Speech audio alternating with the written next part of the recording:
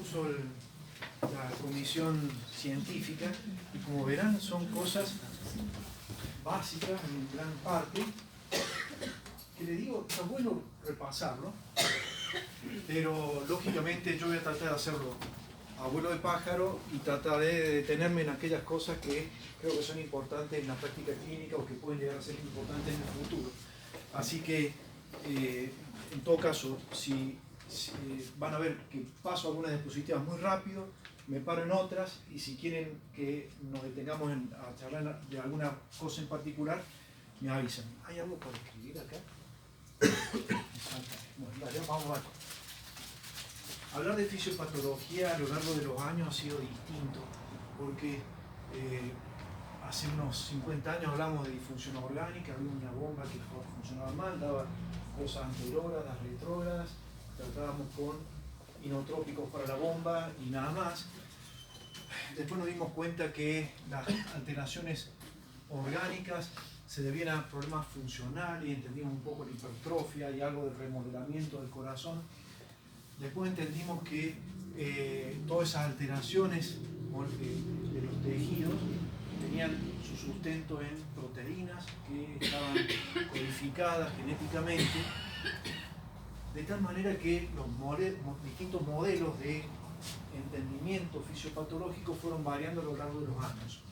Desde el modelo hemodinámico, mecánico hemodinámico, el neurohormonal, que es un poco el que yo conocí desde hace ya 20, 30 años a esta parte, y lo más probable es que ustedes empiecen a ver esta transición entre lo que es el manejo de anormalidades moleculares, segundos mensajeros, proteínas específicas, medicina de diseño, hacia el manejo de las anormalidades genéticas, que son las que finalmente producen las proteínas que sean anormales, las que alteran los tejidos, las que dan la disfunción orgánica. Vamos más.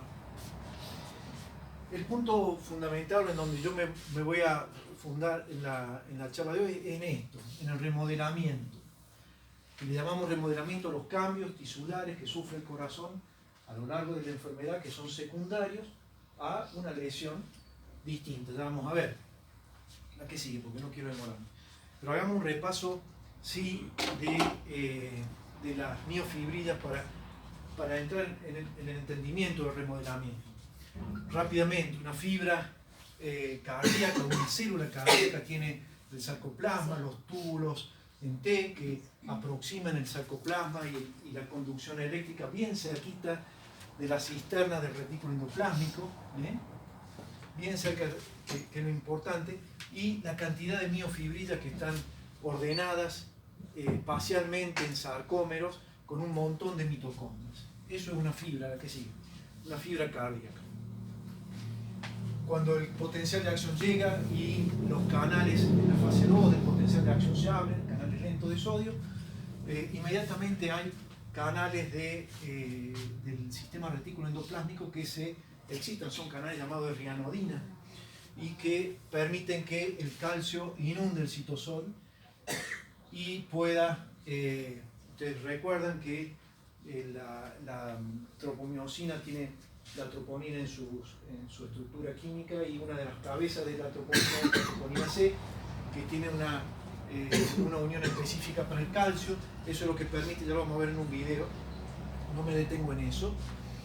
Posteriormente, también inmediatamente después de la contracción, se pone en marcha mecanismos de reclutamiento del calcio a través de bombas ATP dependientes. En el medio hay una proteína que se llama fosfolambdam, que permite que esa bomba se active cuando se fosforila, y también hay bombas calcio-sodio que restituyen rápidamente los niveles de calcio dentro de la célula. ¿Por qué es importante entender esto? Porque la mayoría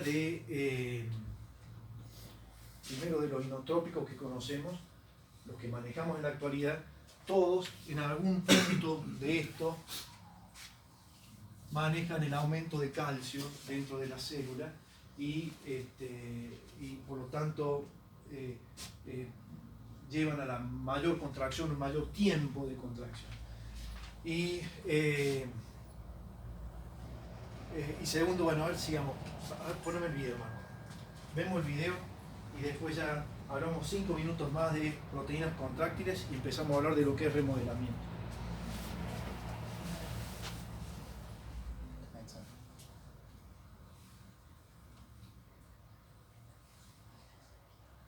¿Está en el pen el videito? Este es el videito, si no, búscalo en el pen. ¿Cuál es? Se llama Heart Excitation Contraction.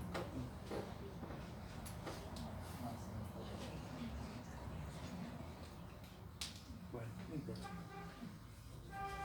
No importa. Sigamos. Ah, que te da otra. No. Bueno, no importa. Era un video en el cual le mostraba cómo era el proceso de excitación-contracción, pero lo podemos hacer acá apenas. Y ¿cuál es la rueda acá adelante?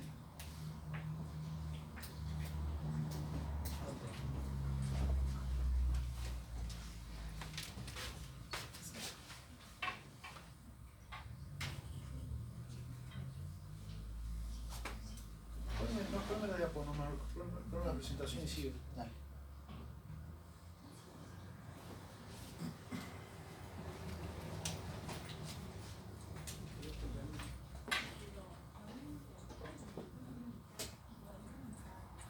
Ahí está. Perfecto.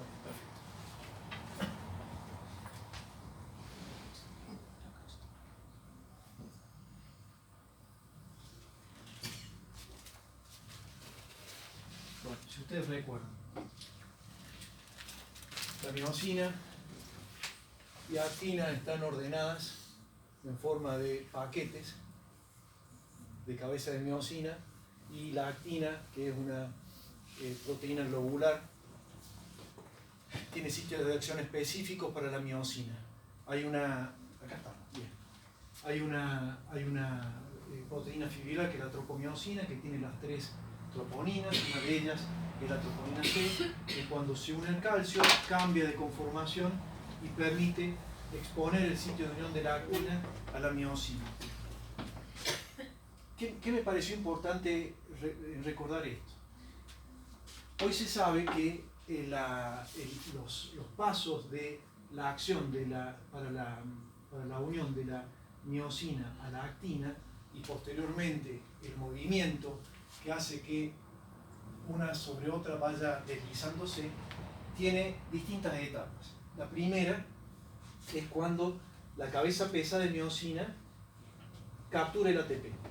Y en ese momento están separadas, actina y miosina, y no están en ningún tipo de interacción. Inmediatamente se produce la primera separación del fósforo del ATP, y se forma ADP y fósforo. Y ese estado es importante porque se llama estado de precontracción o pre-stroke. ¿Y por qué es importante? Porque si ustedes vieran una cabeza de miosina más grande, van a ver que tiene una especie de canal o apertura que separa a la proteína en dos, a esto que se le llama motor, que es lo que se pega a la miosina, y el resto que es el cuello. Y en esta hendidura es que entra el ATP. Cuando el ATP se fosforila, se hidroliza, el fósforo sale por este otro lado, ¿no? Cuando el ATP se hidroliza, tiene gran atracción por la miosina, por la actina, y eso se llama unión fuerte. Posteriormente se termina de hidrolizar y se produce el cabeceo de la miosina y el corrimiento de la actina. Este estado, entre el momento en que se fosforila el primer ATP y se une, es un estado reversible. Y hay una molécula que se llama omecantin-mercabil que permite, se mete justo en la hendidura esa y hace que un montón más de cabezas de miosina estén en este estado. Normalmente en una contracción cualquiera, solamente el 30% de las cabezas de miocina de un sarcómero participan en la contracción. Cuando uno usa ese tipo de sensibilizadores de miocina, prácticamente el 70% de las cabezas de miocina participan de la contracción. Mercavil lo vamos a conocer en los próximos años como un inotrópico que no depende del calcio. Simplemente lo que hace es sensibiliza a las cabezas de miocina para que sean más atractivas, podemos decir, a las de actina. La que sí. Bueno, es lo que le decía recién. Entonces, el estado de rigor, que se llama, en donde está con el ATP y ahí está desunido. Inmediatamente cuando se une el ATP a la cabeza de miocina, se separan, el ATP se divide, y ese estadio es reversible, y es esto, en este estadio de pre-power stroke, en donde el Mercavil permite que una gran cantidad de cabezas de miocina estén atentos y dispuestos a participar de la contracción. Entonces, es una novedad en cuanto a lo de la miofibrina. ¿Es que sí? Bueno, ¿por qué es importante lo de la miofibrina? Porque cuando uno habla de insuficiencia cardíaca, en realidad lo que hablamos es de pérdida de miofibrina. Cuando uno dice insuficiencia del corazón, el corazón, la principal función es mantener el volumen minuto, mantener el gasto cardíaco, y cuando uno pierde miofibrillas, cuando uno pierde el poder de contracción de las miofibrillas, estamos en insuficiencia cardíaca. Eso puede ser porque perdemos células, un infarto, o el remodelamiento que lleva a la apoptosis.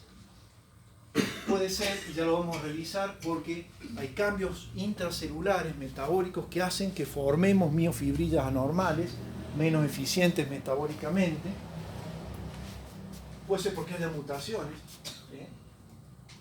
en las menos frecuentes cardiopatías hipertróficas, que son mutaciones fundamentalmente sarcolémicas, de proteínas sarcolémicas, o en las muy frecuentes miocardiopatías dilatadas. Recuerden que son casi el 40% de las insuficiencias cardíacas, que son por mutaciones, sí, de proteínas de sarcolema, pero de un montón más, de la titina, de la desmosina, de proteínas de la membrana nuclear, como la de Emory, o de la membrana del sarcolema. ¿Sí? Son proteínas estructurales las que llevan a las miocardiopatías dilatadas. El punto es, perdemos eficiencia en la contracción, relajación. La que sigue. Bueno, la que sigue, Marco, es la que sigue. Y no me quería olvidar de el estroma. Es una cosa a la cual me parece que cada vez vamos a tener que dar más importancia, porque primero conocemos poco del estroma. El estroma sería la estructura de tejido conectivo, está lleno de macromoléculas, de fibras conectivas, de algunas células inflamatorias, de fibroblastos, que sirven de sostén, pero no solamente eso. Aparentemente hay una rica interconexión entre las células cardíacas y las del estroma, y ustedes saben que la mitad de las personas que internamos por insuficiencia cardíaca tienen función sistólica normal, y lo que tenemos es sobre todo rigidez o alteración del estroma. ¿Es que sí? La historia siempre comienza con caída del volumen minuto cardíaco, por lo que sea, un infarto agudo de miocardio, una mutación de una proteína estructural, un virus que llenó de linfocitos y destruyó las células, una disfunción mecánica de muchos años, de sobrecarga de presión, una insuficiencia mitral de mucho tiempo, o por alteraciones de llenado, porque tengo una cardiopatía hipertrófica, o una cardiopatía constrictiva, lo que sea. La cuestión es que el punto inicial es, cae el volumen minuto cardíaco, la que sigue. Cuando cae, se producen sí alteraciones hemodinámicas anterógradas, baja el volumen de eyección, el volumen minuto, el flujo regional, y también aumentan retrógradamente las presiones del pilastro del ventrículo izquierdo, de Wedge, la presión de aurícula derecha, el volumen pulmonar en general. La que sigue. Eso pone en marcha inmediatamente mecanismos compensadores que ya todos ustedes conocen muy bien y yo voy a ir rápido con esto, pero sí podemos dividirlo en sistémicos, fundamentalmente el sistema renina-angiotensina-aldosterona y el sistema simpático, y mecanismos locales, que a eso es lo que llamamos remodelamiento. Vamos. Entre los mecanismos compensadores y las distintas anormalidades hemodinámicas es que aparece el milieu del síndrome de insuficiencia cardíaca. Todo lo que conocemos de insuficiencia cardíaca depende de eso, de las alteraciones hemodinámicas que produce la falla de bomba y de los cambios compensadores que son llevados a cabo por activaciones neurohormonales, fundamentalmente sistema nervioso simpático y sistema nervioso parasimpático. Vamos. De los sistemas hormonales o neuroendocrinos voy a hablar rápidamente, pero los enumero acá.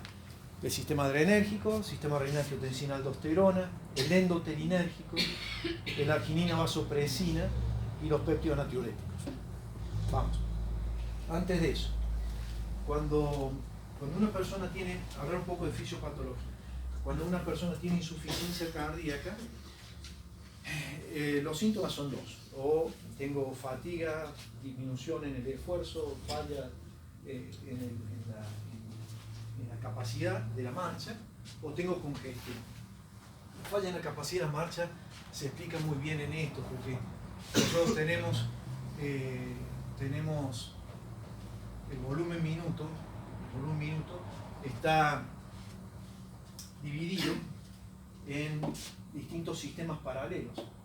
Tenemos la capacidad de mandar nuestro volumen minuto a donde lo necesitamos en determinado momento. Por ejemplo, cuando estamos en reposo, volumen minuto de 5 litros por minuto, y lo distribuimos de esta manera, ¿no? Y en reposo, bueno, por ejemplo, en la actividad muscular, 20%, 15% de nuestro volumen va ahí. Si vamos al esfuerzo, somos capaces de subir 5 veces el volumen minuto y subir concomitantemente a donde lo necesitamos, en la piel, en el músculo. Si esto fuera, en vez de ejercicio, digestión, seguramente la mayor parte del volumen minuto va a ir al compartimiento visceral. La que sigue. Un paciente con insuficiencia cardíaca, que tiene bajo volumen minuto, tiene poca capacidad o poca chance de mandar su volumen minuto a los músculos, porque tiene otros órganos a los cuales atender. Entonces, lo que normalmente, fíjense que es músculo y órganos vitales, ¿no? Órganos vitales. En una persona normal es capaz en el esfuerzo de mandar gran cantidad del volumen minuto que produce más a los músculos. En el paciente con insuficiencia cardíaca severa no, y eso explica la fatiga fácil. Vamos a la congestión. Y de la congestión es lo mismo que hablar de activación neurohormonal, pero el control del agua y sodio es bastante estricta en una persona normal. Prácticamente todo lo que consumimos de agua y sodio lo podemos eliminar si estamos sanos. Es así, es parte de la homeostasis.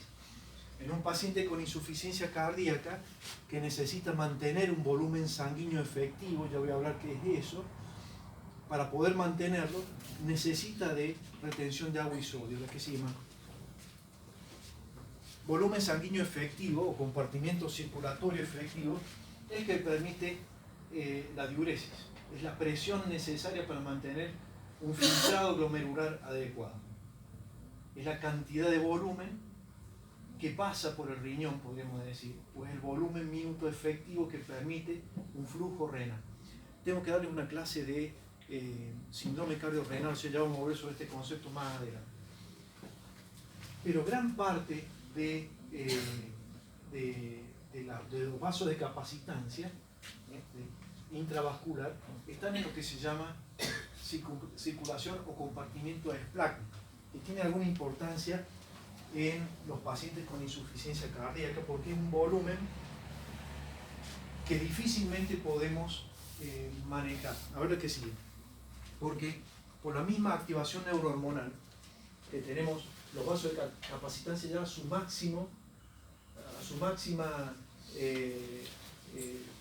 constricción posible. Entonces, por ejemplo, Esto no es volumen, esto es capacitancia.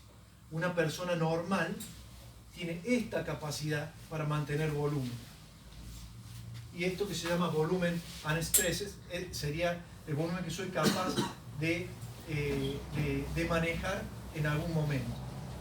En la insuficiencia cardíaca, la capacitancia, el vaso de capacitancia, está completamente disminuida y encima no lo podemos manejar rápidamente.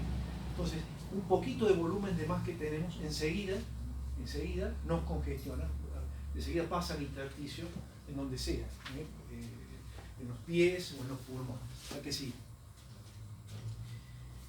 La retención de agua y sodio está relacionado a estos tres ejes o sistemas neurohormonales. Rápidamente, los vasoreceptores detectan hipotensión. La hipotensión activa el sistema adrenérgico. El sistema adrenérgico produce vasoconstricción.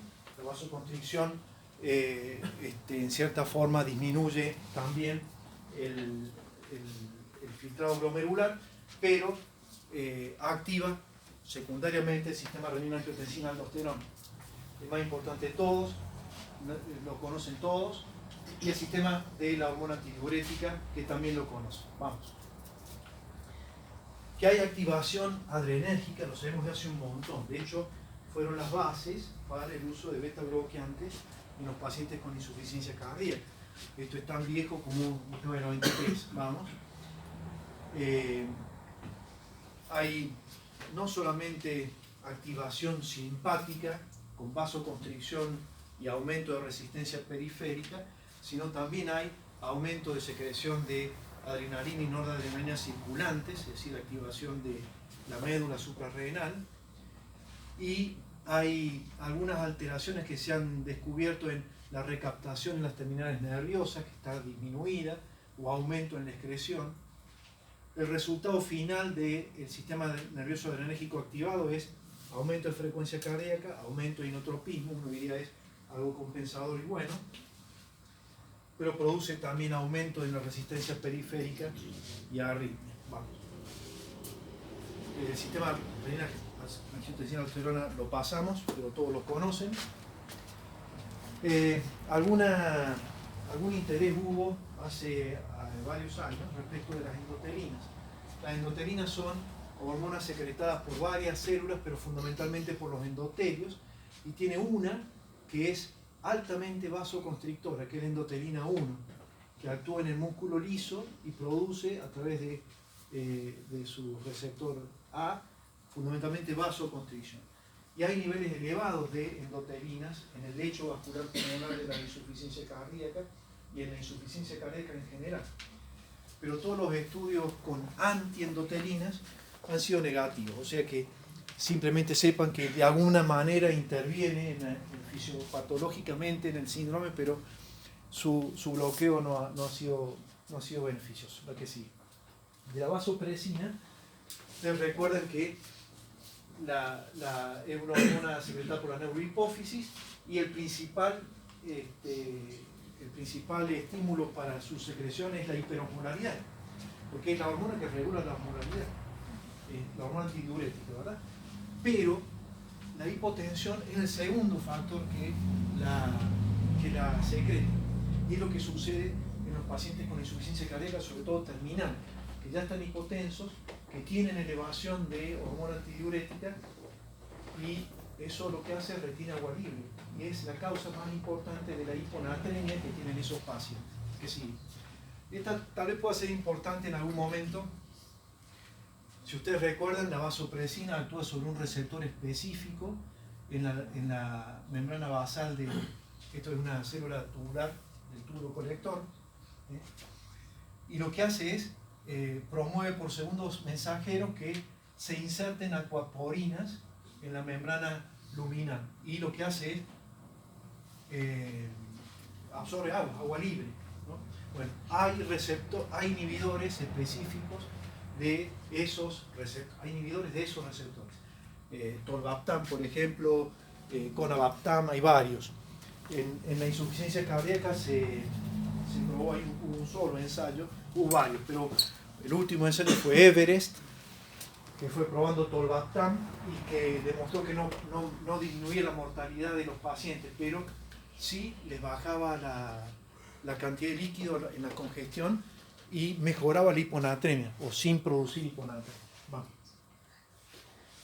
La contrapartida a antidiurética, renina, angiotensina, aldosterona, sistema adrenérgico, es de los péptidos natriuréticos. Parecería que fisiológicamente es el sistema contrabalanceador de eso, ¿no? Todo lo que los otros hacen no lo hace este, o al revés. En la insuficiencia cardíaca, los péptidos, a ver qué sigue, Marco. Ustedes saben que el descubridor del péptido natriurético es Bold, que es cordobés nuestro, de nuestra Universidad Nacional. Curiosa la historia de Bold porque yo estaba trabajando, se los cuento rápido, con aurículas de ratones, las disecaba, hacía soluciones y después inyectaba esa aurícula de esa solución a ratas y veía que orinaban y eliminaban sodio. Y cuando veía alguna resonancia, microscopía electrónica de las células auriculares, veían que estaba lleno de aparatos de Golgi y de gránulos, como si fueran células secretorias. Entonces él llamó y dice, hay un factor natriurético auricular que produce eso, natriuresis. Después se fue a Canadá y finalmente lo descubrió la que sigue, con el inmenso impacto actual. Ustedes saben que los péptidos que son secretados por las aurículas, en las aurículas fundamentalmente por la distensión auricular. En los ventrículos tiene mucho que ver la activación neurohormonal. La misma angiotensina 2, la misma aldosterona producen aumento de BNP. Pero lo que hace es baja la presión, baja el tono simpático, disminuye el nivel de aldosterona, produce anti-remodelamiento, produce natriuresis y diuresis. Y es eliminado por la neprilicina. Y bueno, y de ahí que hubo varios intentos médicos para usar este sistema, desde usar BNP recombinante, que sería N-acilitide, y que falló en algunas cosas, a tratar de inhibir la eliminación del BNP, y bueno, que es el actual sacubitril/valsartán, con algún impacto importante en el mal. Vamos que sí. Bueno, entonces localicémonos aquí ahora. 10 minutos, Marquito, y ya te dejo la que sí. ¿Por qué es importante el remodelamiento? Porque habitualmente no nos fijamos en eso y es probablemente lo fundamental. Por ejemplo, fíjense lo que pasa en un infarto. Viene un paciente con un infarto. Tuvo gran activación neurohormonal. Lo amarillo es activación neurohormonal. El corazón se dilató, anduvo mal, ¿no? Pero lo compensamos y la situación neurohormonal se mejoró. Y anduvo por años así. Por más que quedó con el ventrículo grande y con hipertrofia compensadora. Y anduvo bien y sin problema. Pero no hicimos nada acá.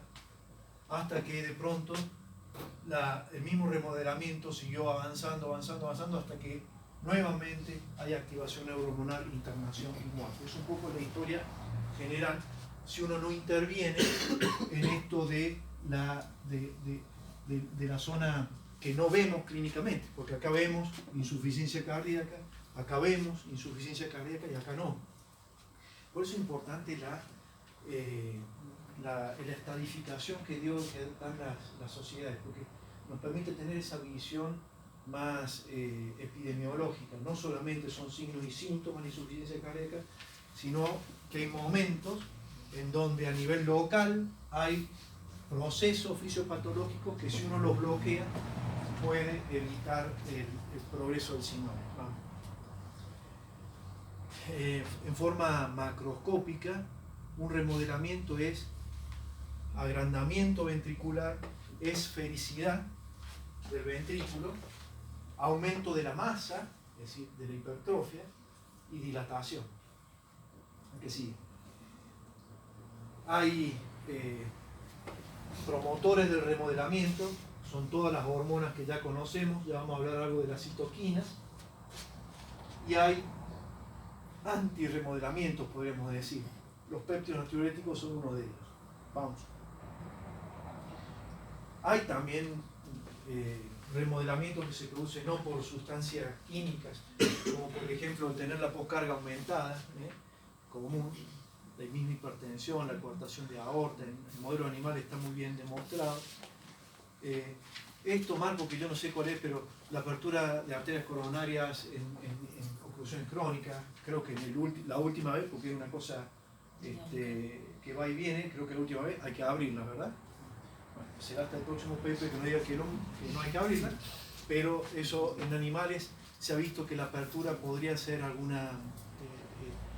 buen factor para disminuir el remodelamiento. Hay intervenciones farmacológicas que las vamos a revisar si quieren cuando veamos tratamiento, y el ejercicio también. Bueno, el remodelamiento se da a varios niveles. Sigamos. Hablemos a lo que es nivel tisular.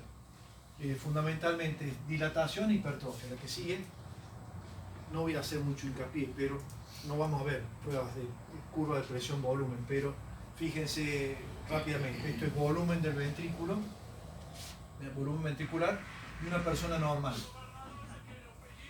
La persona normal puede tener esta performance en la medida que va aumentando su volumen. Para tener la misma performance en el reposo, una persona con insuficiencia cardíaca tiene que tener un volumen mayor. Para tener la misma performance tiene que tener un volumen mayor. Hasta que en determinado momento en el ejercicio falla, ¿verdad? La que sigue. En la curva de presión-volumen uno lo puede ver fácil. La insuficiencia cardíaca sistólica está desviada a la izquierda, a la derecha, en donde tiene volúmenes de fin de diástole ya más altos, y para alcanzar el mismo trabajo tiene que irse a la derecha con volúmenes más altos. Y en cambio la insuficiencia cardíaca diastólica o la restricción es al revés. Entonces tiene volúmenes más pequeños, pero rápidamente aumenta la presión, y para mantener el trabajo se maneja en este volumen menor. La que sigue. No voy a hablar de Starling, tampoco de hipertrofia. No. Vamos. Algunas alteraciones bioenergéticas. No todas las proteínas son normales, es decir, no todas las cabezas pesadas de miosina son iguales. Hay varios isotipos, cadena pesada de miosina alfa, la beta. Se ha visto que la beta tiene 3 veces menos ATPase, es como gasolina y gasta menos energía. Bueno, en los pacientes con insuficiencia cardíaca se va haciendo un intercambio, por factores de transcripción se promociona que sean cadenas pesadas de miosina beta para que gasten menos energía o para poder usar mejor la energía, pero tienen menos contracciones, menos potentes. La que sigue. Hay también disminución de la acción de la ATPasa miofibrila. La ATPasa no tiene la misma energía, no libera la misma energía, y hay anormalidades de la cerca. La cerca, van a escuchar hablar de este canal. Ustedes recuerdan que cuando viene la onda de calcio, la onda de potencial de acción, por el canal lento de calcio, entra calcio a la célula. Sería el estadio 2 del potencial de acción. Eso produce la activación de los canales de rianodina, sale el calcio, se produce la contracción e inmediatamente son capturados por la cerca. No me acuerdo qué es la sigla, pero es el canal de calcio que secuestra el calcio y que lo guarda en otra molécula que se llama secuestrina, calsecuestrina, que está dentro del sistema retículo endoplasmático. Bueno, hay anormalidades, mutaciones o anormalidades estructurales de la cerca que se han visto tanto en insuficiencia cardíaca sistólica como diastólica. A ver. Y vamos, me parece asistir a cosas notables. Fíjense, esto es de 2015. creo que eran unos británicos que consiguieron poner información de cerca recombinante a un virus y ponerlo en músculos, miocardiocitos de animales, y el virus fue capaz de poner esa información sobre esa cerca, esa proteína, en esos animales, y ellos demostraban mejoría en la contracción, por ejemplo, ¿no? Entonces, ahí va a haber, creo, intervenciones más moleculares, más genéticas, y vamos a tener que entender tal vez mejor cómo son los segundos mensajeros y mecanismos intracelulares. ¿Verdad que sí? Esto es muy conocido hace muchos años, que hay una downregulation de los beta-1 receptores. Es decir, por algún motivo, la célula, miocardiocito, ofrece menos receptores beta-1. El proceso parece que es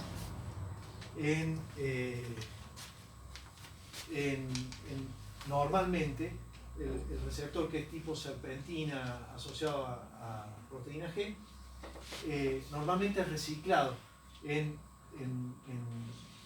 se forman cavéolas, es reciclado y aquí se destruye y se vuelve otra vez a poner en la membrana. A ver qué sigue más.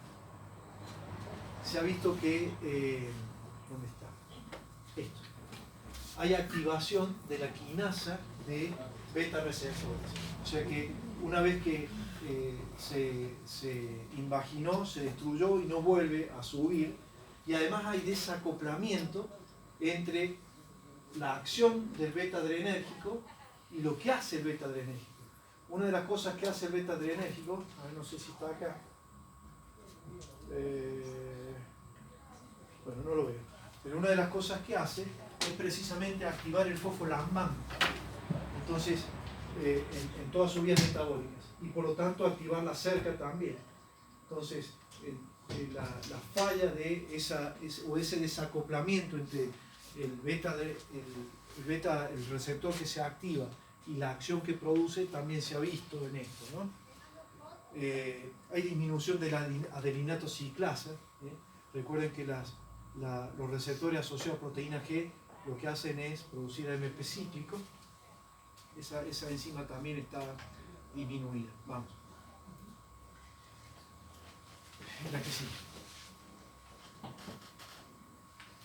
Hubo un tiempo en que en fisiopatología de insuficiencia cardíaca se empezó a hablar muchísimo de inflamación, porque se habían visto que había varias interleuquinas, que son proteínas liberadas por células inflamatorias, que estaban altas en los pacientes con insuficiencia cardíaca. Y se pensó que podría haber algún tipo de respuesta inflamatoria anormal, que es lo que llevaba a que el corazón funcionase mal. Lo que parece claro es que tiene alguna acción sobre el estroma y sobre lo que es fibrosis. Y también, sobre todo esto, el TNF, sobre el estado de debilidad muscular y de caquexia. Y se ha visto que cuanto más progresiva es la insuficiencia cardíaca, valores más altos de TNF hay. Vamos. ¿Sí, la que sigue? Me detengo 2 minutos en esto. La que sigue, más. La célula más importante del estroma es un fibroblasto, y que el fibroblasto tiene la capacidad tanto de formar colágeno, fibrosis, o también romper colágeno, ¿no? Tiene esa doble capacidad. Tiene las metaloproteinasas, que son colagenasas, gelatinasas, pero también es capaz de formar distintos tipos de colágeno. La que sigue. Se ha visto que la angiotensina 2, la aldosterona, la actividad adrenérgica, distintos factores plaquetarios, distintas citoquinas, lo que hacen es incentivar vías de fibrosis en esos fibroblastos, y por lo tanto el estroma se vuelve más duro, se vuelve con mayor cantidad de fibras o elastina, incluso lo que sí, mayor fibrosis. La apoptosis es la muerte no necrótica, la muerte programada, pero también sucede cuando, mejor dicho, sucede cuando, entre otras cosas, dentro de la célula, dentro de la fibra cardíaca, se producen un montón de radicales libres.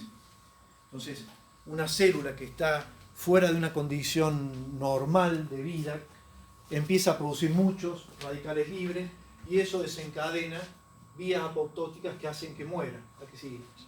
Bueno, se ha visto que en la insuficiencia cardíaca, en el remodelamiento, hay un montón de células que están muriendo permanentemente por apoptosis, no necrosis, sino por apoptosis, y entre los factores que se han visto, el estrés oxidativo, el aumento en la concentración de calcio, y probablemente en esto tenga mucho que ver los malos resultados de los inotrópicos en los pacientes con insuficiencia cardíaca, porque todos aumentan la concentración de calcio, la angiotensina 2, por ejemplo. ¿A qué sigue?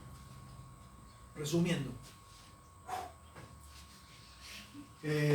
remodelamiento cardíaco entonces es cambios bioenergéticos, estructurales, tisulares, que se producen como resultado de una lesión inicial y como resultado de la acción permanente de distintos factores neuroendocrinos e inflamatorios que finalmente producen alteraciones bioenergéticas, por ejemplo, proteínas más eficientes por proteínas menos eficientes, canales más eficientes por canales menos eficientes, pérdida de células por apoptosis, desproporción, no lo hablamos a esto, pero desproporción entre fibras y capilares.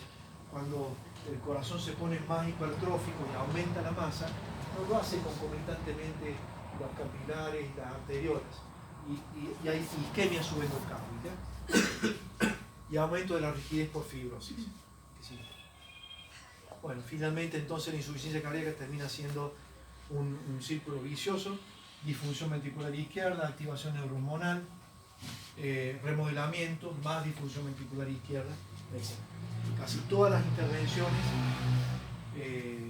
exitosas, farmacológicas exitosas, han sido exitosas no solamente en nivelar las neurohormonas en el plasma, sino en bloquear la acción de las neurohormonas sobre el remodelamiento. Vamos. ¿Preguntas? Perdón que haya sido tan rápido. Bueno, estoy a disposición.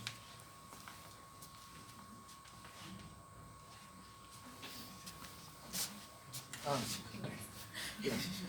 ¿Quieren que sigamos y nos vamos? ¿Ah? Lo hacemos también en velocidad salomónica. Pero bueno, la idea es que complementar un poco la clase que dio el doctor Salomón,